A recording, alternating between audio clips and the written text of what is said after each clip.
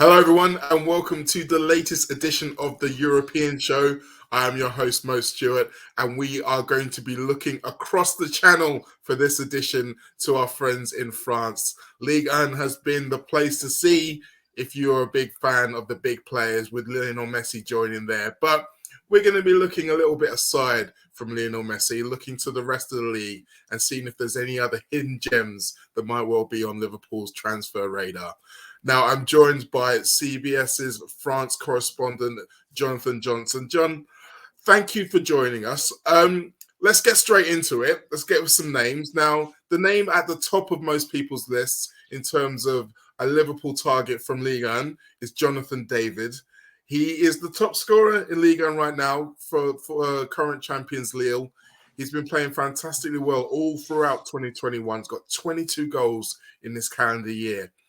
And Lille have had their own financial problems. So is this the kind of deal you can see happening in January? Or do you think that Lille are going to be one of those teams who are looking to save all of their transfer dealings to the summertime?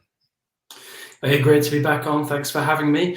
I think this one, for a number of reasons, is now one to watch going into the summer. I don't think it's something that will happen in the winter. I'd be extremely surprised if Lille separate with too many more players, mainly because they've already managed to get Jonathan Ikone out of the door to Fiorentina. That's bringing in a bit of a fee. But also, I think the last time that we caught up was just before the final round of Champions League matches. And of course, Lille managed to finish top of their Champions League group, which means a significant financial windfall. And I think because of those two things combined, I don't think the pressure is really on Lille to sell as much as it was before. Some could argue that there's more motivation for Lille to try and cash in on their players now with regards to the Champions League, given that they've drawn Chelsea. But I don't think that Lille will be looking at it that way. They'll want to try and keep as many of their best players as possible because they know that at the end of the day, the summer transfer market is when the big deals get done. And when we're talking about Jonathan David, we're talking about a player who's going to be fetching the most part of sort of that €100 million fee, or at least he's going to be linked with clubs for that amount. It's interesting because his agent was speaking in Canada just before Christmas and basically confirmed that this is his final season at Lille, so he will be on the move. It just doesn't seem like it would make that much sense for the player, for the club, to do a deal now, unless there is a club, I don't know, maybe Barcelona, seeing if they seem to have come into some new money of late, come knocking on the door. But really, I think that the chances of that happening are extremely slim to none. So Jonathan David, I keep an eye on him going into the summer, and I don't think he'll be going anywhere in January. Well, first of all, that's a shame for most Liverpool fans to know he isn't coming in January, but we have been linked with him for quite some time. You mentioned there's quite a few other clubs coming in for him. Obviously, his form this season is going to mean that by the time we get to the summer, there'll be quite a few suitors. How well do you think Liverpool are in that pecking order in terms of a player's preference and maybe even any relationships between the clubs? I mean, I think Liverpool would feature highly on any potential players list, like in terms of those kind of transfers. Moving to the Premier League, doesn't get more prestigious really than moving to Liverpool when you're, somebody like Jonathan David, a Canada international playing in France, who's never tested himself in the Premier League. And his agent's comments suggested that the Premier League and La Liga were sort of the two main focuses for him. Looking at the way the clubs are in La Liga at the moment, the big clubs who would potentially be able to compete for a player like David, it doesn't look like either Real Madrid or Barcelona or even Atletico Madrid, will sort of be in that scrap for his signature, for various reasons. We know that Real Madrid are more focused on the likes of Kylian Mbappe, Erling Haaland. Barcelona seem to be, ripping up, everything and starting over. So I don't think they'd be able to drop the money that would be required to sign David, for just one player. So I think that puts Liverpool in a good position, especially if there are some changes to be made within the squad. I know that people have started to ask questions about how much longer Sadio Mane is going to be sort of, established member of the starting 11 at Liverpool, and people might be looking at David as a potential replacement for him, not necessarily like for like, but just sort of in the starting 11 in the attacking berths. So I think Liverpool will definitely be well placed to compete for his signature when it happens. I just don't expect it to be happening until the end of this season.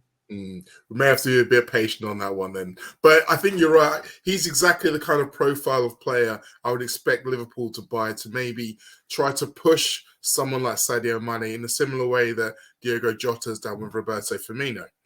Okay, so let's move on to the next target. Another someone in the midfield as opposed to a forward, Aurélien Tchouameni, Monaco's star midfielder. Once again, admiring glances from all around Europe over this guy.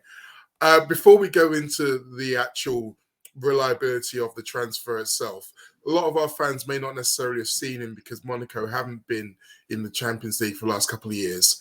Is he worth the hype? Is he that good? Yeah, he is, in my opinion. I think he is arguably a better or more talented prospect than Thierry Bagayoko, who we saw move to Chelsea a couple of years ago. Similarly, broke through with Monaco and then made the jump to the Premier League. Hasn't really worked out for him with Chelsea, and we've seen Bakayoko moved on to Milan since. I think he's with Napoli now as well. So he hasn't necessarily delivered on that hype and promise. I'm confident that Tchouameni will definitely be able to live up to everything that Liverpool fans are hearing about him at this moment in time. The thing that makes the situation complicated at Monaco right now is they're in the process of replacing Niko Kovac, and we're recording this on a Monday.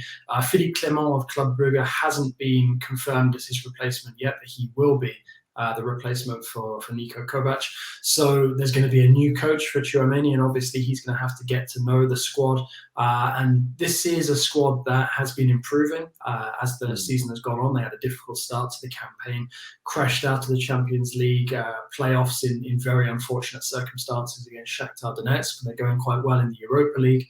And I think, like with David at Lille, I can't really see Tchouameni sort of being on the move before the summer.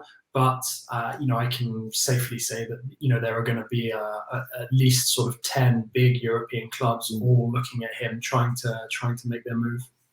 I think there will be a bidding war for this fella, definitely. It's interesting that all of the noise coming out of Monaco is that they are looking towards the future. Like I said, they are going to assess the situation in the summer. But as you mentioned, with the new manager coming in, with us in the transfer window, is it beyond the realms of possibility perhaps this new man wants a few transfers of his own? They might be tempted by a potentially big offer to give him a bit more transfer funds if he wants to work in the immediate term? I mean, I think that Monaco would ask themselves that question if a big offer, arrived on their doorstep. But the thing that complicates the situation with Monaco at the moment is sporting director Paul Mitchell has been linked with moves away as well. It could be that he's sort of preparing to make a move himself at the end of the season. I can't see him moving at the same time as they change coach. So I think as well, he's probably having to put moves into place in order so that his succession can be handled more easily. Sporting director is an extremely important position at a club like Monaco. You don't have the same match day revenue. Obviously, all clubs in France and across Europe are dealing at the moment with the impacted match day revenue because of COVID-19 and the latest wave of Omicron. But, Monaco in particular, even when COVID isn't around, it's a difficult place for them to really monetize, match day revenue. So that makes their project a little bit different in terms of most clubs in Europe, where the sporting director, I'd argue, is more important than the actual coach. So most of the transfer decision making will actually go through the sporting director, and the coach will have, I wouldn't say no say, but fairly little to say about it. Monaco have already moved in the Brazilian market to sign Van der Sar this month, so it could be that they try to move one or two on, but I don't think that those will be significant names. I think that they would be more, guys who perhaps haven't featured that much so far this season, that Philippe Clement doesn't really see a future for under him either. It really is interesting the way that the sporting director role is so different in different parts of Europe. Because, I mean, we still have English managers and coaches who are resistant to the idea itself. I mean, Manchester United being a very good example. They've only just come around to this idea. But yet in France, as you say, they are so key to everything. I think of someone like Leonardo and his work in some of the other bigger French clubs and how he almost became the lightning rod for things when they went well and when they went badly. Yeah, absolutely. And I think especially when we're talking about a club like Monaco, which is extremely unique in terms of its situation in Europe, the position of sporting director or director of football, really starts to come into its own. I think it's quite rare these days that you'd see a manager pretty much anywhere in Europe where they can really sort of command that kind of power within the club now to be the sole decision maker, or the most important voice when it comes to deciding about potential transfers.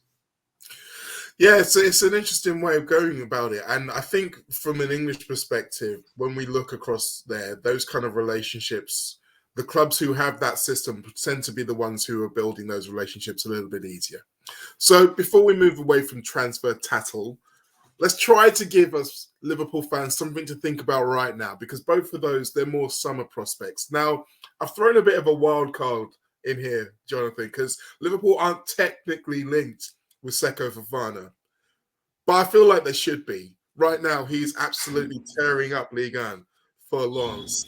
He's a midfielder who's a little bit older than some of our previous targets, but he has experience of playing in England. He was obviously in the Manchester City youth system, and he played on loan at Fulham as a younger man. So hopefully these are the kind of things that could help him maybe hit the ground jogging as opposed to not necessarily running.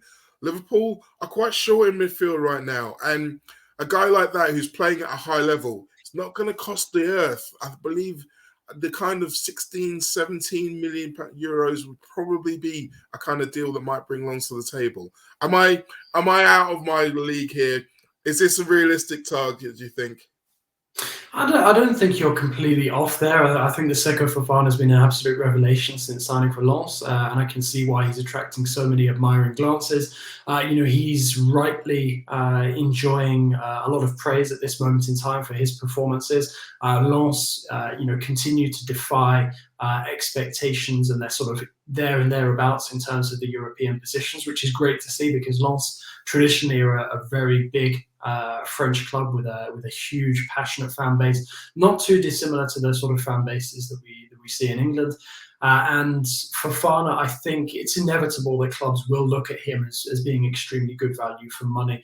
I don't think Lens would have the same ability as a Monaco or a Lille to perhaps resist an offer if it comes in, especially if we're talking sort of around the figures that you mentioned earlier. And I think key to all of this is the fact that Lens got a very smart bit of business done very early on, where they picked up Patrick Berg, who arrived before the end of December and will now be competing for places in midfield as well. I think in an ideal world, obviously Lens would love to keep hold of Fofana until the end of the season, but just in case somebody comes knocking at their door with an offer that's impossible to refuse, I think Lens will feel very confident that they have the right man in Laurent Gissofi, who's the decision maker for Lens when it comes to transfers, carving out a very strong reputation for himself as their sporting director, finding players for good value and managing to turn a tidy profit when they sell those talents on as well. You look at Berde, who's not even a guaranteed starter at Rennes, who they cashed in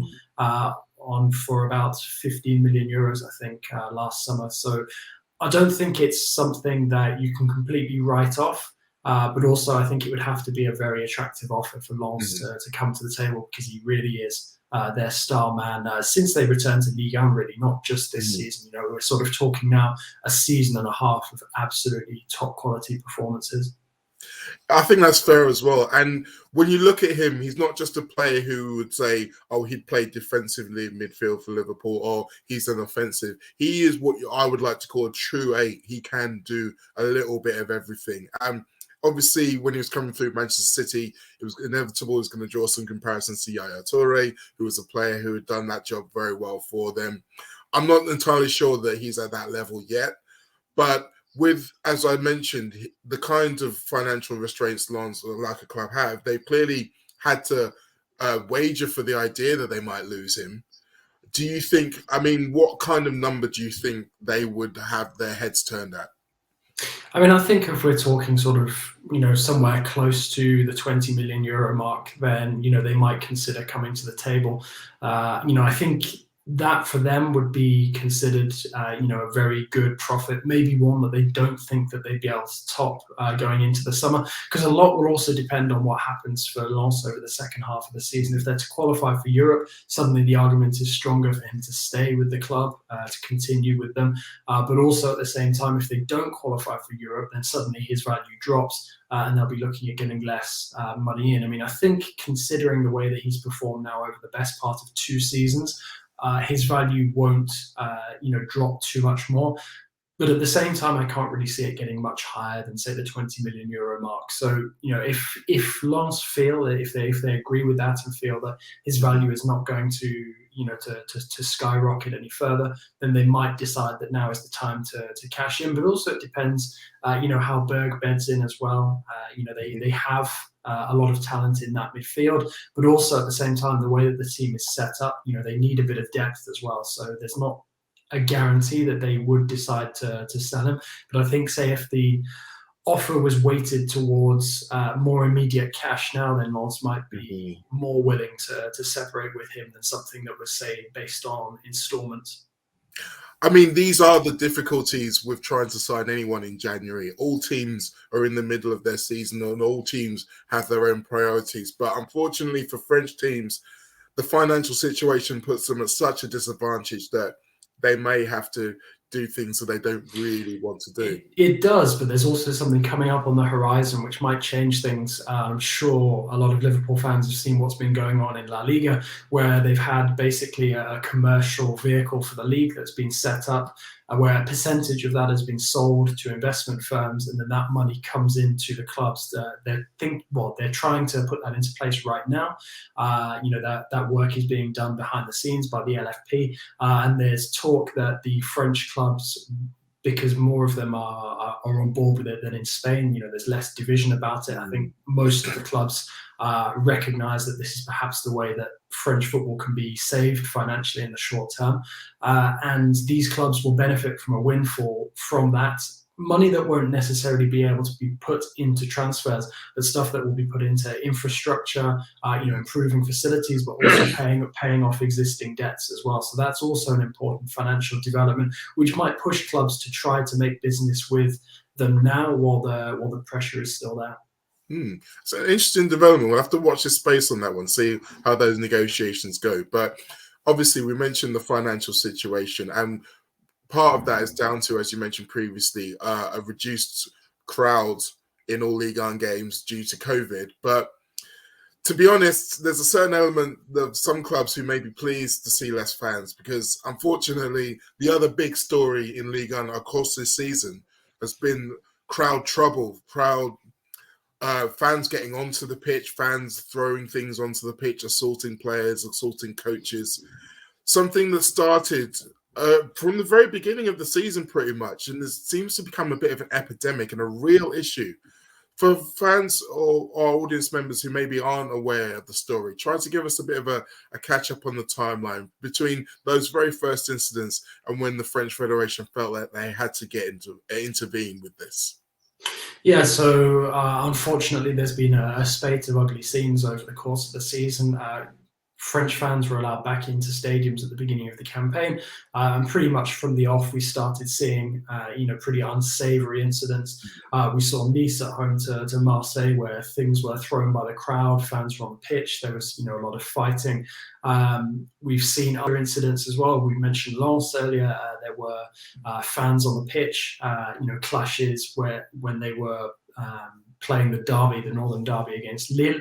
And also the most famous recent incident of Dimitri Payet, again Marseille involved, getting hit by a water bottle when Marseille were taking on Lyon right at the beginning of the game. The game got postponed. That one will be replayed. Nice-Marseille was replayed.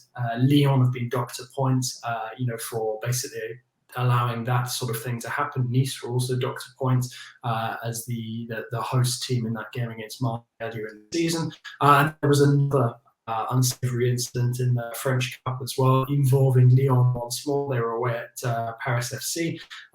It was a draw at the break when the game was postponed because of clashes by people in the crowd, spectators, not necessarily fans, but people who security hadn't been able to root out and make sure to keep out of the stadium.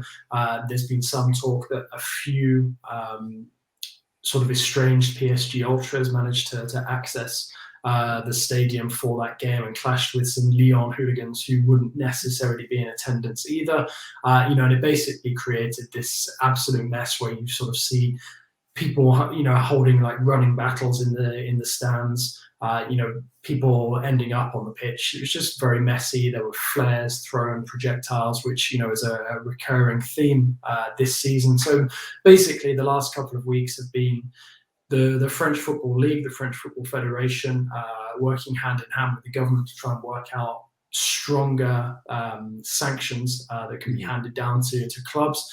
And the result of those clashes between Lyon and Paris FC has basically seen both teams kicked out of the Coupe de France. Lyon won't be having away fans at any remaining domestic games this season. So basically, Lyon will only be able to take away fans now to games in Europe because they remain in the Europa League.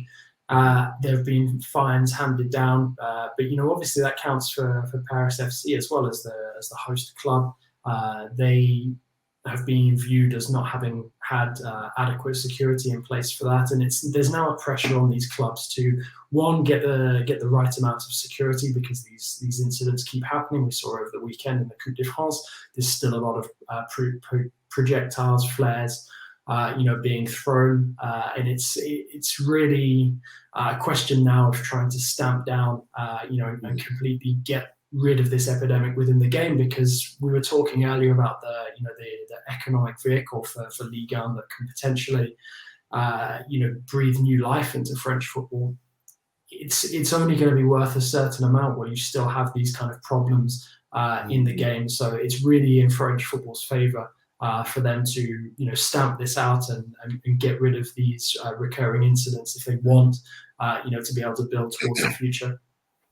It's a weird situation though, isn't it? Because I think so many factors could have played into it, because we mentioned there the ultras, and some of these incidents do appear to have gone along traditional French rivalry lines. But I find it hard to believe that the pandemic and the time we were out of stadiums hasn't contributed to this kind of almost feral nature of some of the fans and some of the involvement. But when it comes to trying to stop people, trying to get them to understand it, the clubs themselves, it appears they're the ones who really need to take the lead on this, because, essentially they're the ones who can influence these people who are potentially supporters of their team. Yeah, absolutely. And, some of these clubs are learning the hard way right now. Lyon, one of the giants of the French game, are having to take really serious measures with their own fans because of these incidents that have happened against the likes of Marseille and against the likes of Paris FC in recent weeks. And it's leaving clubs, facing a lot of pressure, to make sure that they really get their fans in line, because obviously they need the fans there. They need to create an atmosphere to make the Ligue 1 product more attractive, but also at the same time they don't want people there if they're going to make the atmosphere not necessarily poisonous, but feel dangerous. Make people feel like they can't really go to the stadium. It's similar. Not quite as serious, but similar to the issues that PSG faced before the Qatari takeover, where eventually the solution was to get rid of all season ticket holders for a while. It was a very heavy-handed solution, but also at the same time, the circumstances were, particularly unique in that, fans were literally dying outside of the stadium, which thankfully, the situation is not quite that grave just yet, but the worry is that it could get there. And yes, you're right to point out that this is something that's basically flaring up since people have been allowed back into the stadiums after COVID, after lockdown, and that's something that the league are pointing to, that it's not just football fans, it's a reflection of society on a whole. But at the end of the day, football can only really police itself, which is why there's so much importance now being placed on the clubs to do what they can do, to keep the environment, friendly and safe for people who want to attend.